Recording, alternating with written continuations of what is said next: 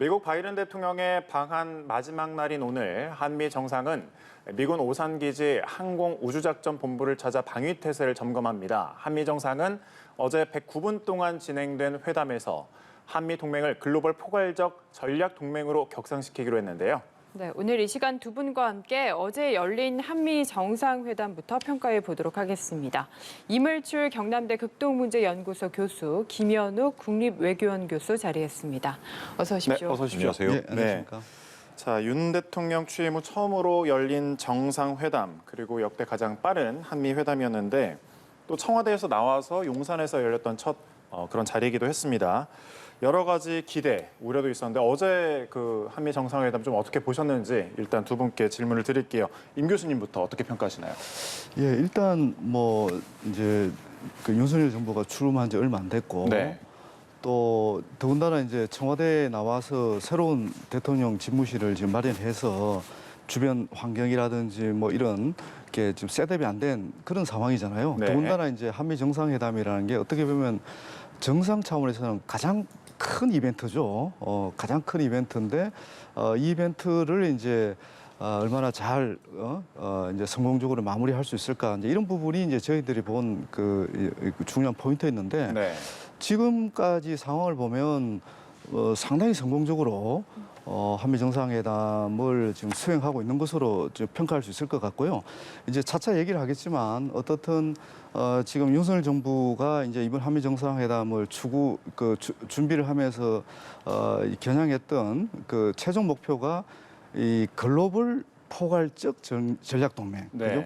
글로벌 포괄적 전략 동맹을 이제 업그레이드하는 그런 어떤 목표가 있었는데 이제 그게 이제 지금까지 나온 이제 뭐 어제 이제 공동성명 내용이라든지 네. 또 윤석열 대통령과 바이든 대통령이 이제 이런저런 자리에서 한 발언들 이런 것들을 종합해 보면 어떻든 한미 이 동맹이 한 단계 격상되는 그런 중요한 모멘텀이 된 것은 분명해 보입니다. 중요한 모멘텀이 됐다고 평가를 해주셨고요. 네, 김 교수님 어떻게 보셨나요? 예, 뭐 일간에 이제 그 임기 시작한 다음에 한 11일 만이죠.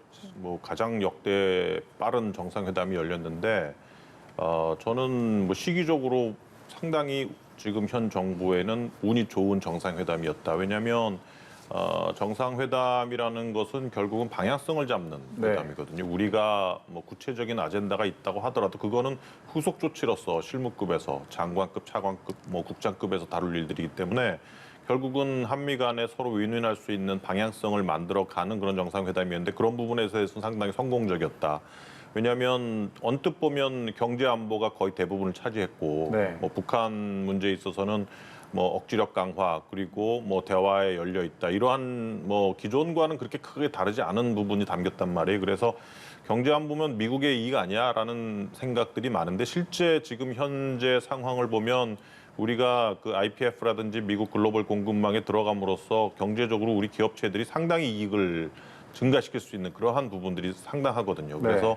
그런 부분들에 대해서는 우리가 뭐 그 미국과의 어떤 동맹, 포괄적 아까 임 박사님도 말씀을 하셨지만 그 포괄적 전략 동맹을 실질화할 수 있는 즉 좀 더 한반도 안보에서 벗어나서 범위와 어젠다를 확대하고 다양화하는 데 상당히 성공적이었다 이렇게 보여집니다. 네, 알겠습니다. 두 분의 전반적인 평가를 들어봤고요. 간밤에 백악관에서도 한미 정상회담 평가 자료를 내놨던데 공동선언문에서 확장된 억제력 부분에서 북한을 적시하지 않은 점도 좀 눈에 띄었는데 임 교수께서는 좀 공동선언문의 어떤 부분들을 좀 눈여겨보셨는지도 궁금합니다. 일단 뭐 백악관에서 발표한 그 내용에서 이제 북한이 빠진 확장 억제와 관련해서 이제 북한을 명확하게 적시하지 않은 부분, 저도 상당히 눈여겨본 부분인데, 근데 어차피 이제 이 한미 그 동맹의 이제 중요한 목표가 한반도 정세를 안정적으로 관리하는 것이고, 또 북한의 지금 계속 이제 이렇게 점령하고 있는 핵 미사일 그런 무력에 대해서 이제 효과적으로 대응하는 거잖아요. 그걸 위해서 이제 확장 억제가 이제 필요하다. 근데 이제 확장 억제는 사실 이제 문재인 정부 때도 미국하고 이제 계속 논의를 해왔던 거고, 네. 그리고 이 확장 억제라는 게 결국은 이제 북한의 셈법을 바꾸게 만들려고 하는 거예요. 북한이 계속 핵과 미사일 무력을 계속 증대시키는 것이 과연 그 이제 북한의 어떤 체제 안전을 위해서 네. 진짜 바람직한 선택이냐? 그게 아니다. 우선 이제 한미 간에 이제 그 어떤 어떻게 보면 이제 막강한 그런 군사력을 동원해서 북한의 그런 추가적인 핵 도발을 막고 궁극적으로 이제 비핵화 결단을 이제 유도하는 그런 목적이 있는 거예요. 그래서 이제 북한 부분이 빠졌다고 해서 사실은 이제 이 확장제라는 게 북한 외에는 뭐 겨냥하는 그런 대상이 없죠. 예. 그런 맥락에서 뭐 큰 의미가 있는 건 아니고 어떻든 이 확장 억제력의 신뢰도를 높이는 게 굉장히 중요한 과제인데 이번 한미 정상회담에서 어느 정도 윤석열 정부가 목표를 달성한 게 아닌가 이렇게 저희들은 평가할 수 있을 것 같습니다. 네. 미국 언론에서는 대북 정책이 이전과는 좀 달라질 것이다. 이 부분에 좀 초점을 뒀거든요. 트럼프식의 톱다운 외교와는 뭐 좀 다를 것이다. 이루어지지 않을 것이다.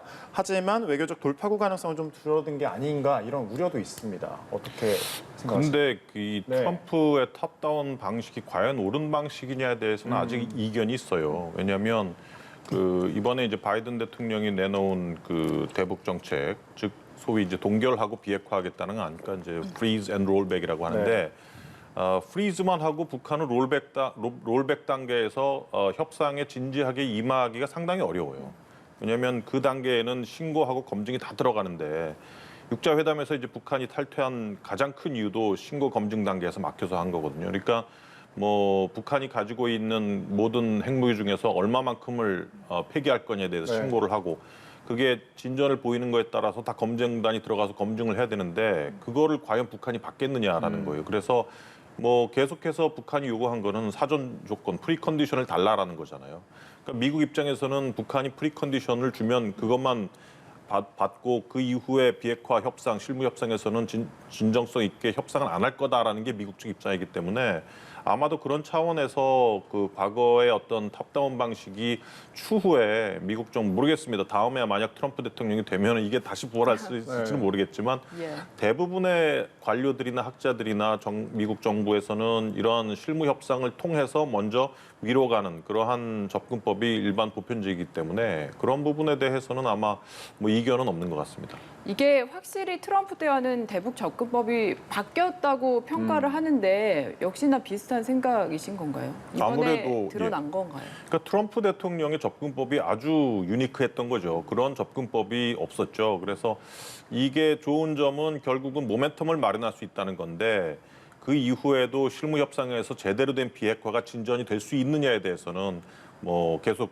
뭐 그 미지수인 거죠 아직까지는.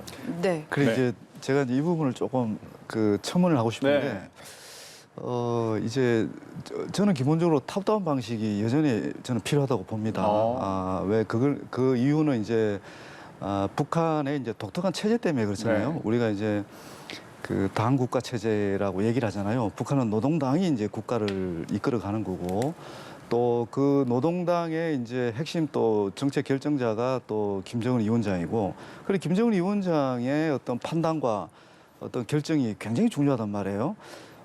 예를 들면 이제 뭐 우리 김영익 교수님 말씀대로 이제 다른 나라 정상 간의 어떤 그런 회담이라면 뭐 실무적으로 충분히 준비를 하고 이제 또 정상회담 하는 네. 것도 이제 뭐 유효한 방식이라고 보는데 이제 김정은 체제는 이 지도자 최고 지도자한테 권력이 이게 고도로 집중된 체제란 말이에요. 그러니까 실무회담을 한다고 해서 실무회담도 저는 유용하다고 봅니다. 필요한 시기가 있거든요. 왜냐하면 지난번처럼 이제 하노이 회담처럼 실무자들이 충분한 이 조율을 하지 않고 정상회담을 해서 이게 합의가 안 이루어지니까 김정은 위원장이 이제 위신이 굉장히 타격을 입은 거예요. 그러니까 그런 맥락에서는 실무회담도 북한에서도 실무회담이 굉장히 중요해요. 네. 그렇지만 비핵화라는 이 어려운 과제를 돌파하기 위해서는 이 최고 지도자가 직접 대화를 해서 충분한 상황을 또 판단하고 그러면서 이제 결정을 해야 이게 그 최소한 이 물꼬가 이제 트일 수 있는 그런 그 계기가 될 수가 있다. 그런 맥락에서 저는 이제 미국도 탑다운 방식이 무조건 이게 유효하지 않다. 이렇게 판단하면 저는 안 된다고 보는 거예요. 근데 어차피 탑다운 방식으로 가더라도 네. 실무회담은 어차피 열리게 돼 있어요. 제가 볼 때는 예. 하여튼 그런 맥락에서 봐야 될 것 같습니다. 네, 알겠습니다. 그 비핵화 범죄에 대해서도 원래는 검증 가능하고 불가역적인이라는 표현을 써왔는데 이번에는 그냥 완전한 비핵화로만 한정을 했거든요. 네. 이것도 역시 시각의 변화가 있다라고 해석을 해도 되는 겁니까?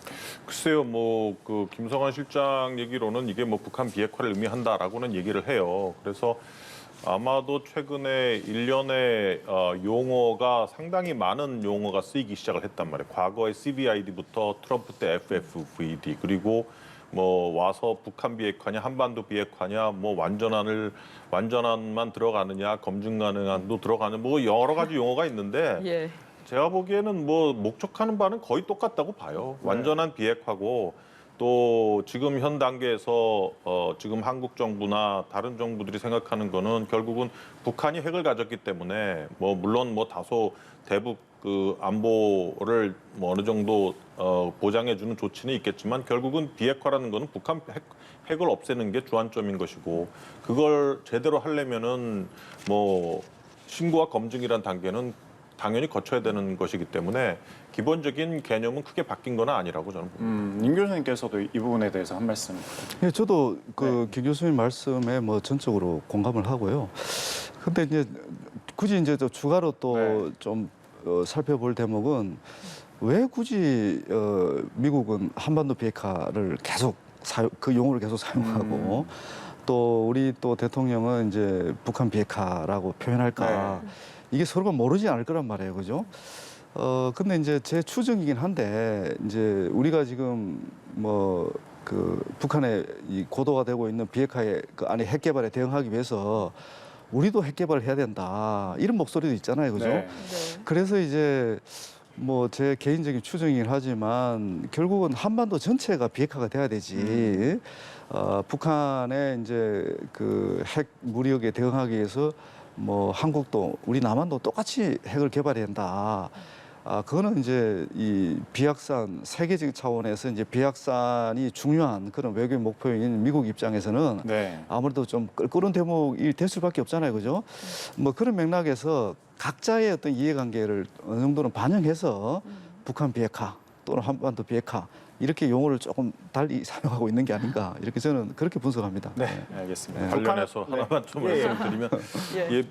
저도 동감을 하고 아마도 그런 이유 때문에 뭐 한국의 많은 전문가들이 뭐 핵균형을 이뤄야 된다라고 많이 얘기를 해요. 네. 근데 이거는 현실적으로 불가능한 거란 말이에요. 미국은 북한뿐만이 아니라 한국에 핵을 갖다 놓으면 핵 도미노 현상이 일어나고 NPT가 깨지고 한미동맹까지 악화되기 때문에 현실적으로는 불가능하다는 거예요. 근데 또 하나 저희가 살펴봐야 될 거는 북한 비핵화가 현실적인 정책이냐에 대해서도 좀 생각을 해봐야 돼요. 이미 북한은 핵을 완전하게 다 보유한 나라란 말이에요. 그렇죠. 우크라이나 사태를 경험하면서 북한이 핵을 과연 비핵화로 갈까에 대해서 그걸 긍정적으로 대답하는 전문가의 수는 확 줄었다고 저는 보거든요. 그러면 이제 뭐 그 올터너티브 대안은 뭐냐? 북한 비핵화가 현실적으로 점점 어려워진다면 대안이 뭐냐에 대해서 현실적인 대안이 뭐냐에 대해서 생각을 해봐야 돼요. 미국 입장에서는 북한이 뭐 그 핵 이미 보유하고 있는 국가지만 어떤 아까 말씀드린 상황들 때문에 계속해서 뭐 모순적인 그러한 북한 비핵화를 계속 주장할 수밖에 없는 상황이고 그러면 한국은 뭐냐라는 거예요. 한국이 겪어야 하는 안보 불안감은 어떻게 해소할 거냐. 연평도 사태 딱 터지면 그 이후에 전략 자산이 전개돼도 우리는 아무것도 할 수 있는 게 없어요. 보복도 할 수 없고.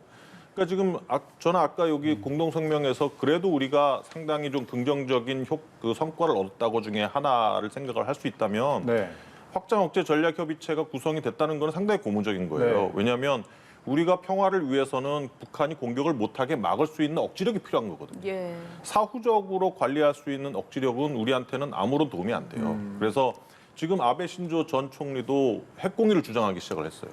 우크라이나 사태 이후에 안보 불안감 때문에. 근데 핵공유라는 거는 한국이나 일본에 핵이 들어와야 되는 건 아니거든요. 그러니까 핵을 운영할 수 있는 걸 미국과 같이 하자는 것이기 때문에 그러니까 핵을 운영하는데 의사결정을 미국과 같이 하자는 거예요. 한국에 핵이 들어와야 되는 건 아니에요. 핵이 안 들어오더라도.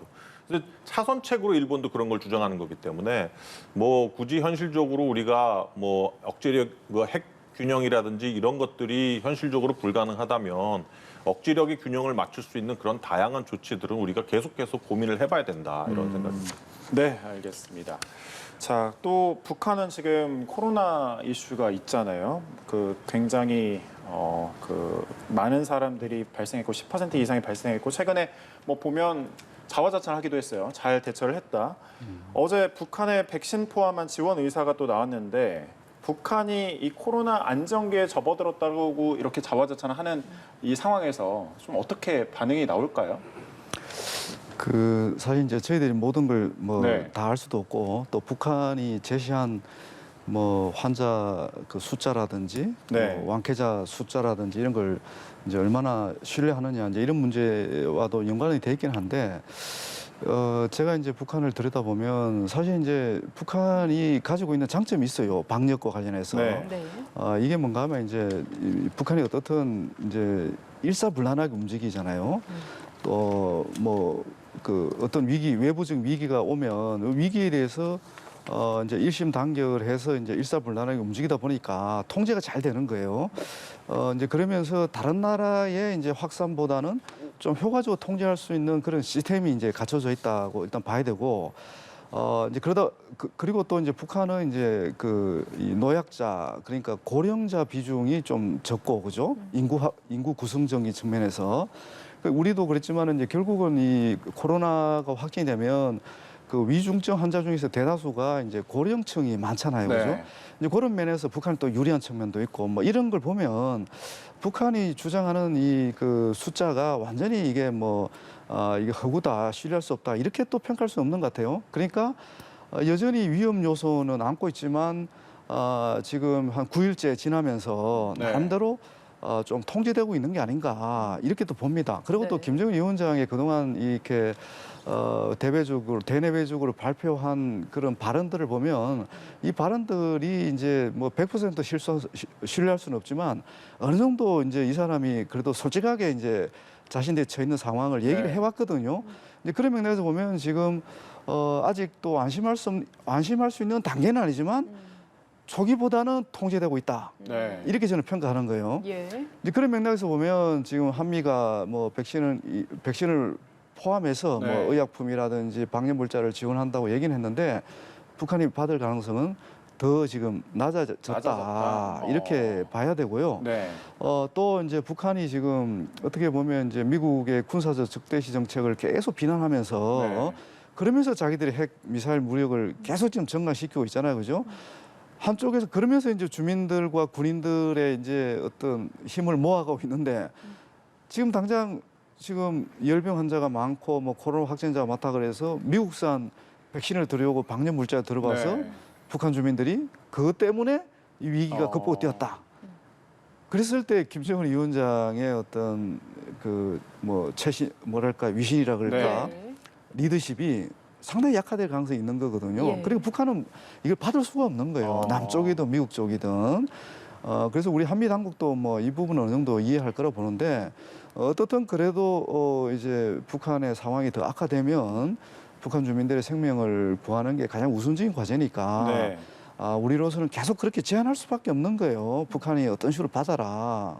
지금 당신이 정치 군사적인 이유도 중요하지만 지금 주민들이 저렇게 많이 지금 죽어가는데 힘들어하는데, 네. 어떻게 구하는 게 지도자로서 당신이 할 역할이 아니냐 이렇게 얘기할 수는 있는 거잖아요, 네. 지금 그죠? 그런 맥락에서 제한을 계속 할 것 같고 북한이 저렇게 어느 정도 이제 통제를 하고 있는 상황에서는 북한은 받기 힘든 상황이고 뭐 그런 상황이 계속 이어지는 거죠. 네, 네. 지금 저희가 잠시 후에 조 바이든 미국 대통령이 방한 일정 마지막 날 현대차그룹의 정의선 회장과 만나기로 이제 예정이 돼 있고 오늘 지금 여기 하얏트 호텔에서 그 만남이 이루어질 것으로 보여서 저희가 화면에 보여드리고 있습니다. 관련해서 또 들어오면 계속해서 전해드리도록 하겠고요. 자, 우리가 이렇게 그 백신과 관련해 가지고 이렇게 어떤 입장을 보여도 상황상 좀 힘들 것이다라고 임 교수님께서는 얘기해 주셨는데 김 교수님께서는 좀 그 사안에 대해서는 어떻게 바라보십니까? 그러니까 지금 북한 입장에서 남북 관계 그리고 북미 관계가 이렇게 틀어진 상황에서 미국 백신을 쉽게 받기는 쉽지 않겠죠. 뭐 결국 뭐 코백스라든지 국제 협력 단체들을 통해서 지원을 하는 건데 그것도 그렇게 쉬워 보이지는 않아요. 그래서 결국 뭐 중국으로부터 협력을 받는 지원을 받는 그 정도 상황인데 근데 문제는 뭐냐면 지금 중국이나 북한과 같이 즉 뭐 권위주의 체제에 의해서 아주 국민들이 잘 따라주기 때문에 가능한 이 제로 코로나 정책이라는 것이 얼마나 유효하겠느냐 이게 문제거든요. 네. 그러니까 시간이 가도 바이러스는 사라지지 않아요. 네. 바이러스는 항상 있단 말이에요. 그러면 락다운을 통해서 바이러스가 국민들한테 전염되는 거를 차단하고 있는 건데 어느 순간엔 풀어야 된단 말이에요. 그러면 다른 나라 국민들은 다 백신 맞고 뭐 어느 정도 치사율이나 이런 거를 거쳐서 결국은 백신에게 적응되는 그러한 분위기 속으로 나아가고 있는데 지금 북한이나 중국은 그걸 전혀 경험하지 못한 상태에서 락다운만 하고 있단 말이에요. 네. 예. 그러니까 다른 나라들이 겪어왔던 걸 언젠가는 겪어야 하는 순간이 오기 때문에 저는 중국이나 북한의 어떤 방역 정책이 빨리 바뀌어야 된다고 저는 개인적으로 생각을 하고 만약 그렇지 않을 경우에는 결국은 뭐 국제사회나 아니면 미국 쪽으로부터의 백신 협력을 받아야 되는 순간이 오지 않을까 저는 그렇게 조심스럽게 예상도 해봅니다. 네. 네, 그러니까요. 계속해서 봉쇄가 길어지고 있는 상황입니다, 중국도. 근데 이게 좀 또 한편으로는 바이든 대통령이 중국에도 백신 지원을 제안을 했거든요. 근데 이게 견제 발언이다라는 해석도 있고 말실수를 한 거다라는 해석도 있습니다. 어떻게 해석을 하고 계십니까? 그 이제 뭐 저도 이제 개인적인 추정을 할 뿐인데 과연 중국산 백신이 그럼 효과가 없느냐? 어떻게 보면 이제 중국이 초기에 선제적으로 그 시노백 또는 시노팜이라는 네. 두 가지 백신을 개발해서 주민들에게 접종을 시켜봤거든요. 근데 제가 이제 중국에 있는 아는 지인하고 이제 얼마 전에 통화를 해서 이 백신이 정말 효과가 없느냐고 질문을 했더니 이 위중증 환자에게는 효과가 있었다는 거예요. 그 통계가 나와 있다는 거예요. 예. 그러니까 중국산 백신이 완전히 이게 이게 맹탕 전혀 물백신은 아니다. 그건 아니다. 물백신 아니다. 이렇게 얘기를 하고 있고 그러면 중국이 지금 정말 미국산 백신이 시급하게 이제 필요한 상황이냐? 보니까 이제 그 중국 인민들은 이게 이제 모더나나 화이자 백신이 더 이제 접종하기 원한다 이런 의사 표시를 하고 있다는 거예요. 그렇긴 하지만 이제 아까 중국과 이제 북한의 입장이 저는 굉장히 비슷하다고 봅니다. 네. 두 나라 다 지금 미국하고 어떻게 보면 팽팽하게 진짜 뭐 긴장 상태를 유지하고 있잖아요. 그죠? 네. 그런 상황에서 네. 미국산 백신은 받기가 중국 역시 쉽지 않을 거다. 이렇게 봅니다. 네. 지금 저희가 그 하얏트 호텔을 보여드리고 있는데 바이든 대통령하고 정의선 회장이 모습을 드러냈습니다. 네. 이제 잠시 뒤에 발언을 할 걸로 보이는데요. 네. 네, 저희가 실시간으로 얘기를 해드리도록 하겠습니다. 방한 일정 오늘 마지막 날인데 자, 정의선 현대차 Good 회장부터 morning, everyone. 네, 발언합니다. 함께 들어보시죠. Today, 네. 네, 저희가 그 현대차 그룹 정의선 회장과 조 바이든 미국 대통령이 이렇게 만나서 thank you so much 현대차가 for 미국 조지아주에 taking 70억 달러, 그러니까 약 9조 원 정도를 투자하기로 한 데에 대해서 감사의 뜻을 전할 것으로 보이는데 현대차는 바이든 대통령 방한 기간에 맞춰서 미국 조지아주 전기차 전용 공장을 세우겠다는 계획을 공식적으로 발표를 했습니다. 투자 금액은 6조 3천억 원입니다.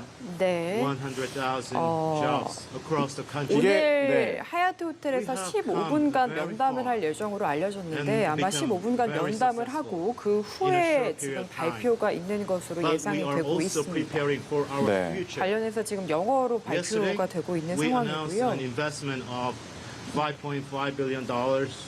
네, In the 지금 state of 그 Georgia, 정의선 회장이 영어로 이제 발언을 하고 있고 네, 이번에 현대차 그룹이 바이든 대통령의 방한 일정에 맞춰서 조지아주의 신공장 건설 계획을 공식화했죠.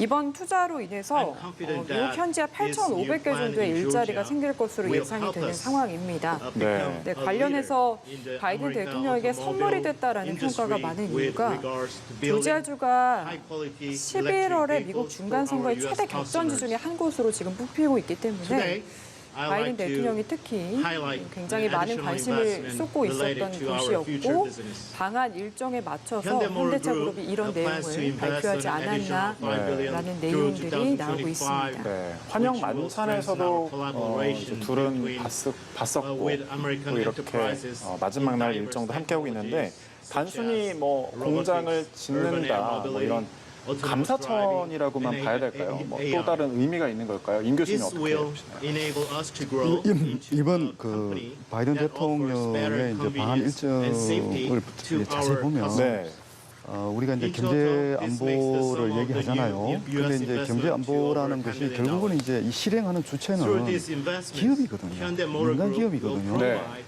그 정부 간 협력도 valued 중요하지만 customer in 결국은 America 이제 with innovative 한미 기업 간의 협력이 얼마나 실효적으로 이루어져서 양국 국민들에게 실질적인 혜택을 줄 수 있느냐 이게 이제 중요한 관건인데 이제 미국 바이든 대통령 입장에서는 이제 삼성전자의 이재용 부회장하고 결국 이제 현대자동차의 정의성 회장이 어떻게 보면 이제 가장 고마운 이제 대상이 될 수가 있는 거죠. 네. 그 지금 이제 그 경제 안보가 얘기가 계속 나오는 이유가 이제 기후 변화 그리고 이제 코로나19 팬데믹 이런 것 때문에 글로벌 공급망이 지금 그 상당히 지금 혼란을 겪고 있단 말이에요. 네.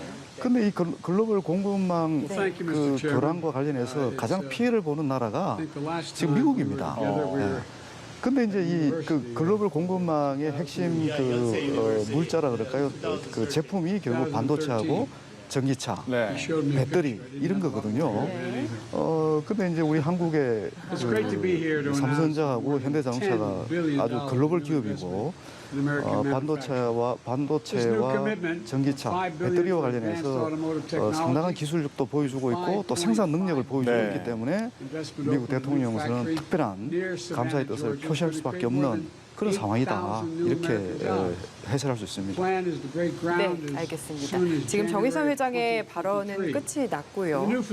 조지아주에 투자를 하는 내용, 미국 투자 계획에 대해서 설명을 하고 이제 현대차의 조지아주 투자가 미국 시장 선도에 도움이 될 것이다라는 내용과 함께 미국 소비자에게 이제 향상된 제품과 솔루션 솔루션 제공이 가능할 것이다. 라는 내용들이 전반적으로 소개가 됐다라고 합니다. 네, 거기에 이어서 바이든 대통령이 발언을 하고 있는 내용이고요.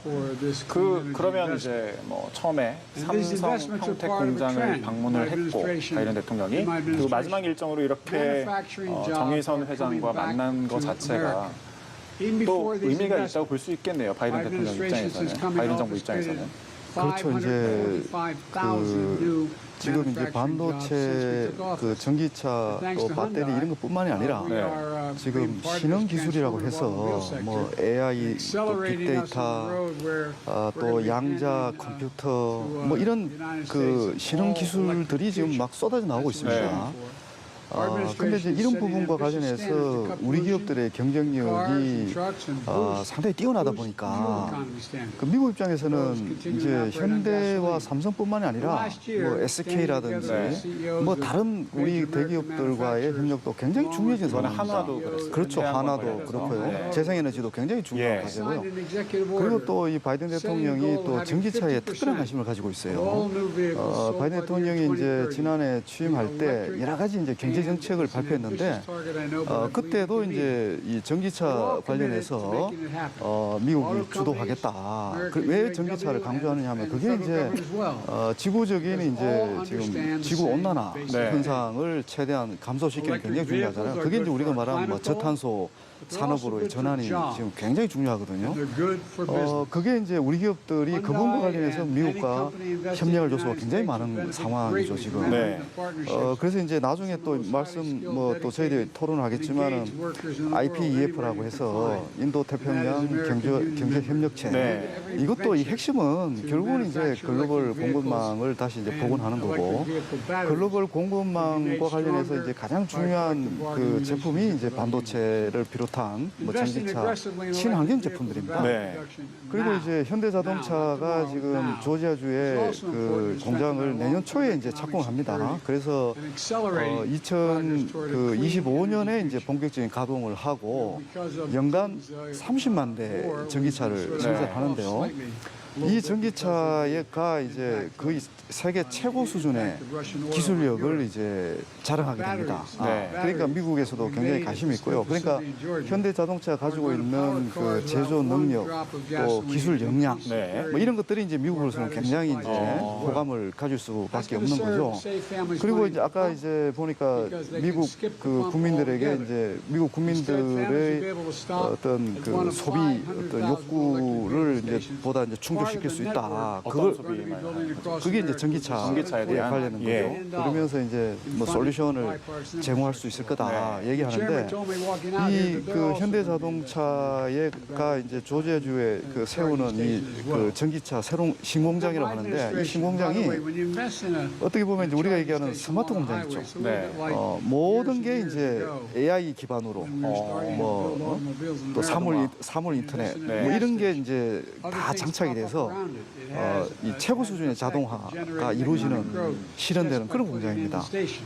그리고 또 친환경 저탄소 공법이라고 해서 네. 이게 이제 또 처음으로 이게 이제 적용이 돼서 뭐 이제 그러니까 지구적 차원에서 주인하고 있는 기후 변화에 가장 모범적으로 대응하는 그런 공장으로 지금 이제 미국도 이제 과시할 수 있는 거고 우리도 마찬가지죠, 그죠? 그러면 이제 현대자동차는 어떤 이익을 얻을 수 있느냐? 지금 현대자동차가 2030년까지 세계 전기차 시장의 점유율을 12%까지 높이겠다. 이게 이제 전기차 이 생산 관련해서 가장 경쟁 상대가 중국입니다, 사실은.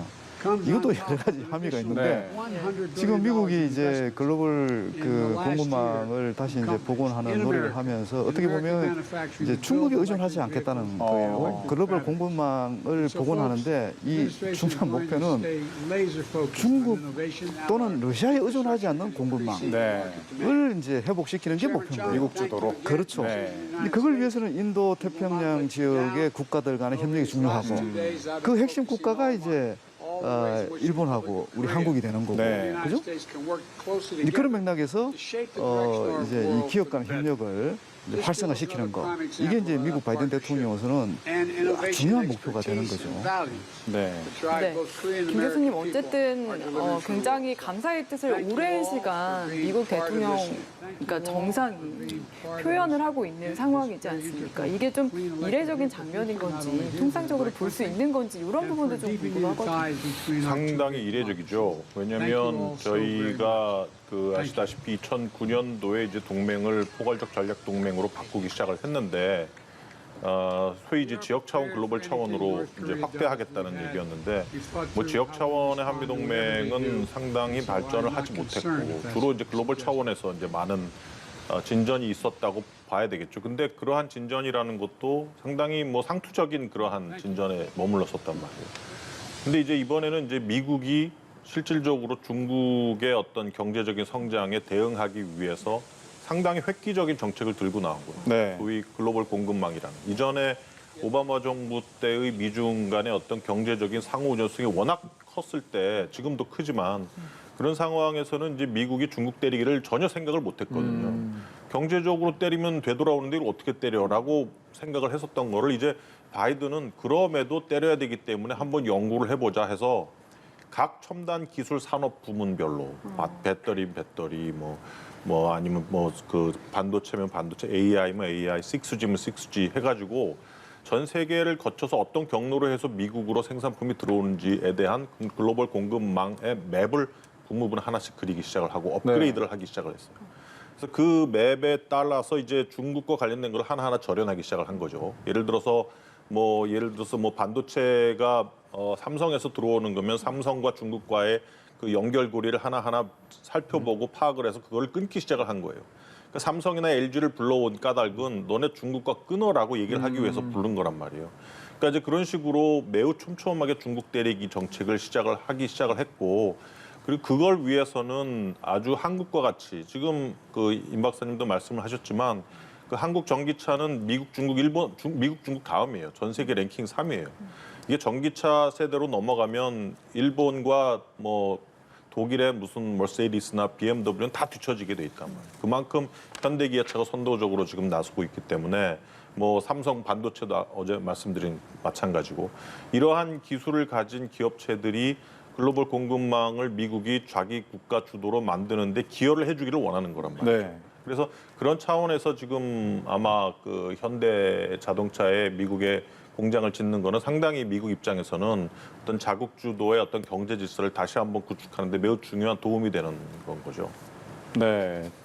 자, 정의선 회장과 바이든 대통령의 만남 현장까지 함께 봤고요. 어제 그 얘기를 정상회담 얘기를 다시 해볼게요.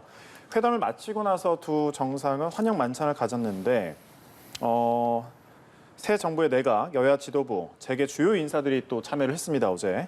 우호적인 동맹 관계를 강조를 했는데 처음인데 이런 스킨십 외교로 좀 성공적이었다는 평가를 받는데 어떻게 보셨나요? 네, 뭐 이제 우리가 지금까지 얘기를 해왔지만 미국이 그 어느 때보다 우리 한국과의 그 협력이 지금 필요한 상황이고 그리고 그 협력이 이제 기존의 어떤 그 협력 범위를 이제 넘어서는 게 굉장히 중요한 네. 과제잖아요. 그래서 이제 경제 안보라는 얘기를 계속 지금 하고 있고 사실 경제 안보라는 얘기는 뭐 지난해에 그 문재인 대통령과 바이든 대통령 간의 정상회담에서도 계속 언급되었던 내용입니다. 근데 이제 이번에 이렇게 스킨십도 강화하고 특히 이제 민간 기업과 그죠? 그리고 또 우리 또 뭐 내각의 주요 인사들도 다 참석을 했지만 결국 이번에 합의가 순조롭게 이행되기 위해서는 네. 예를 들면 윤석열 대통령만 뭐 의지를 갖고 협력해서 될 부분이 지금 아니잖아요. 그러니까 국가 전체가 또 민간 전체가 함께 협력해야만이 이번에 합의된 이 많은 그 내용들을 네. 순조롭게 이행할 수 있는 거죠. 이제 그러다 보니까 이제 바이든 대통령이 그 뭐 고령이시기도 하지만 아주 노련한 또 정치인이고 또 외교 전문가잖아요. 그래서 많은 가능하면 남쪽의 주요 인사들을 많이 만나서 한미 동맹을 뭐 중요성도 각인시키지만 이 합의가 잘 이행될 수 있도록 이렇게 좀 격려하고 촉구하고 그런 어떤 장으로서 어제 만찬장도 충분히 활용된 게 아닌가 네. 이렇게 저는 평가를 합니다. 네. 그리고 만찬 전에는 김건희 여사가 또 바이든 대통령을 만났습니다.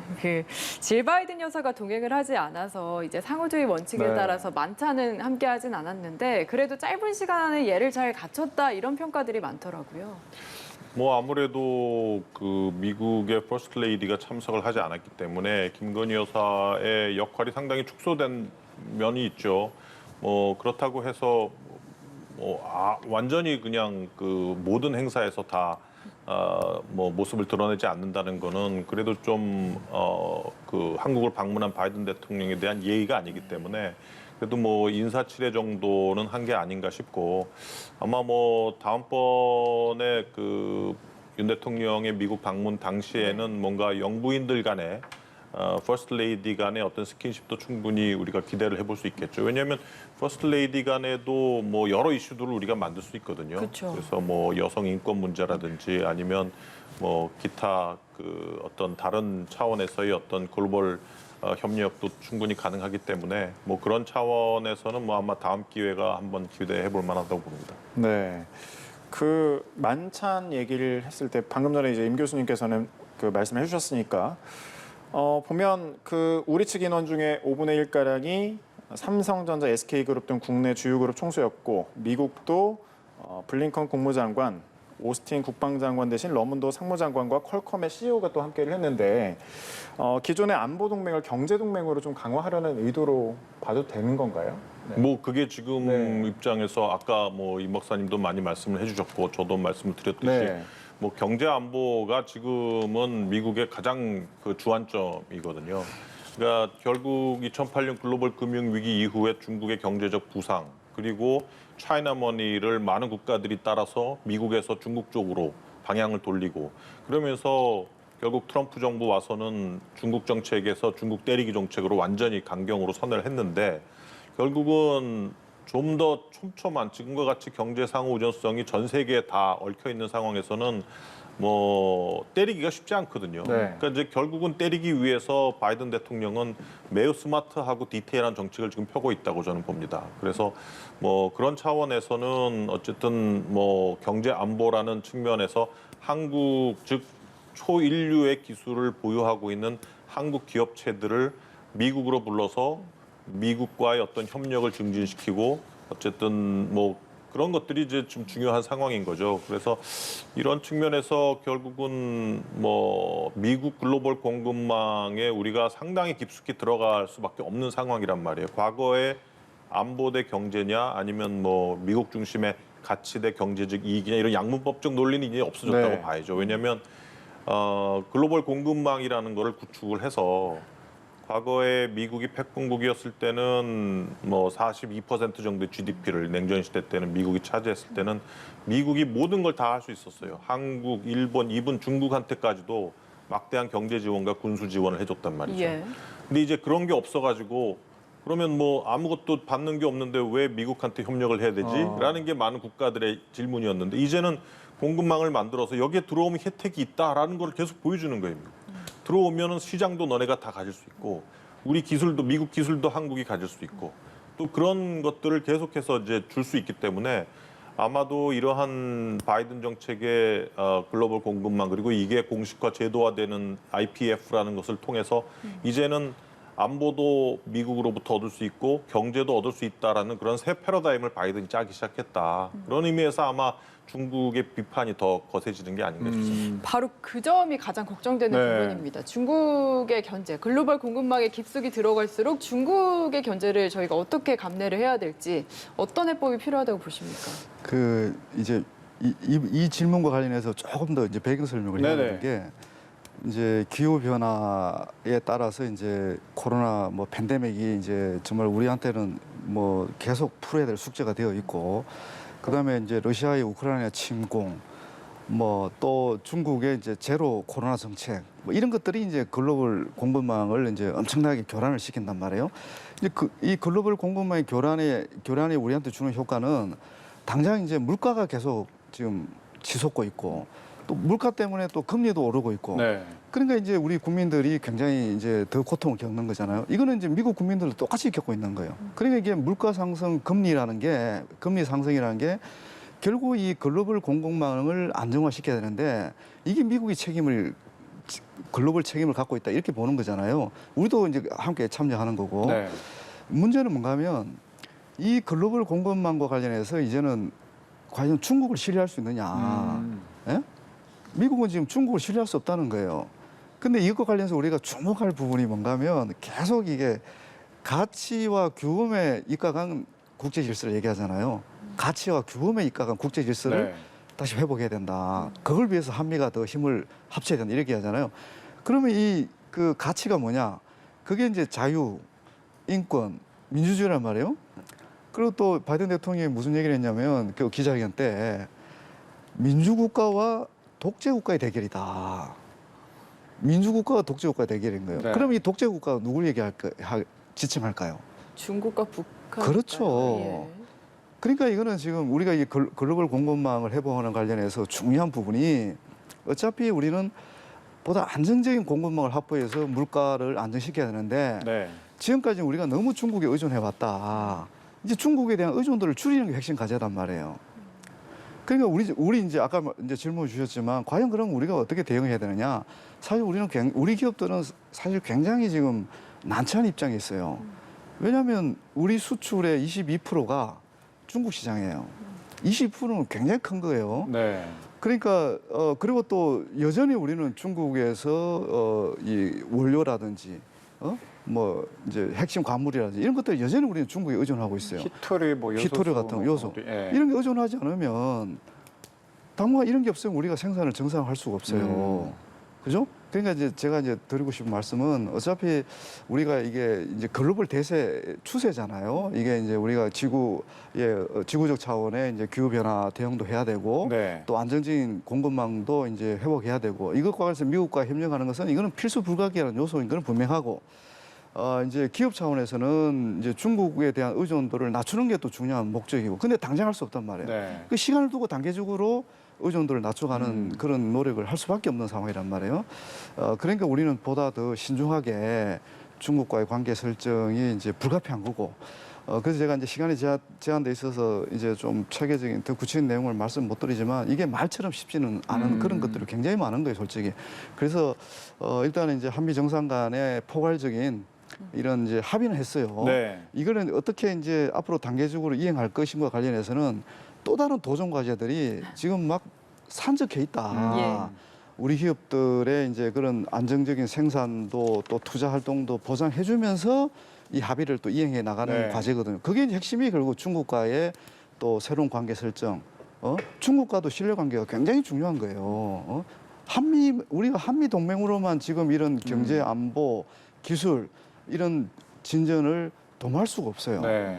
그래서 중국과 협력도 굉장히 중요하기 때문에 이제 어떻게 보면 윤석열 정부가 또 새로운 이제 현실적인 또 도전 과제에 또 직면해 있다. 네. 저는 그렇게 봅니다. 깊게는 말씀 안 하신다라고 했는데 이렇게만 들어도 사실 쉽지만은 않은 것 같네요. 중국과의 관계가. 한 가지만 좀 예. 덧붙여드리면 짧게 말씀드릴게요. 예. 저도 이제 임 박사님 말씀에 상당히 동의를 하고, 근데 국제 정세라는 게 지금 오바마 정부 때 2008년 글로벌 금융위기 이후에 중국과의 협력이 중요해서 G2를 만들었어요. 미중 협력 시대였단 말이에요. 네. 그리고 트럼프는 중국 대리를 혼자 했어요. 미국 혼자. 그래서 우리는 아무런 걱정을 안 해도 됐었어요. 균형을 잡을 수 있었다. 네. 근데 이제 바이든의 대중국 대리기는 글로벌 공급망을 구축하고 민주주의 연합을 하면서 들어와라.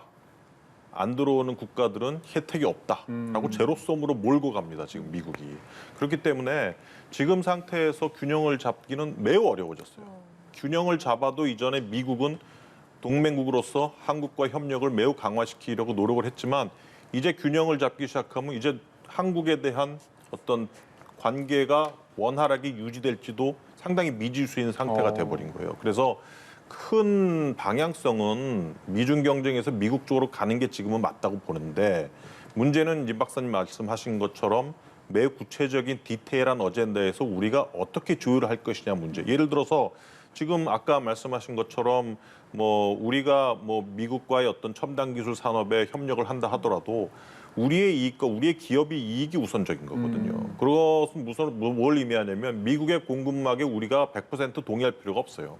우리는 우리의 공급망을 추진하면 되는 거거든요. 지금 미국이 계속해서 뭐 바이오 아메리칸 혜택을 주고 세제 혜택을 주고 네. 그리고 미국의 공장을 뭐 지어라 계속 이런 얘기를 하지만 하면 거기에 대해서 이익을 받을 수 있기 때문에 또 가는 것이고, 또 우리가 한중 관계에서 또 얻을 것들은 또 계속해서 추진을 하는 우리만의 공급망을 구축할 필요가 있는 것이라는 거죠.